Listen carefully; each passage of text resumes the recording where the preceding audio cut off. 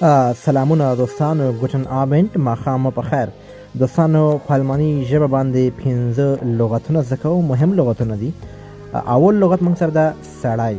سړي ته په الماني ژبه باندې وایي دیا من، یعنی سړی. بل موږ سره ده ښځه. ښځې ته په الماني ژبه باندې وایي دی فغاو، یعنی ښځه. موږ سره بل دوه جنسیتونه دي کنه دوستانو، یو ښځینه وي یو نارینه وي. ښځینه ته په الماني ژبه باندې وایي وایبلش. وایبلش هم ده، وایبلش هم ده، ښځینه. او کله چې تاسو څوک وایي چې تاسو ښځینه یاستئ یا نارینه، نو دې ته په الماني ژبه باندې دغه وایي. ښځینه ته وایي وایبلش او نارینه ته وایي منلش. منلش هم وایي او منلخ هم وایي، څنګه تاسو خوښوي. او بل موږ سره دوستانو ده نفر. موږ یو عام نفر وي که نه، معلوم نه وي مطلب څه وي، عام نفر وي، نو نفر ته وایي دی پیزون. دی پیزون دغسې کولی شئ لغتونه دلته زده کړئ.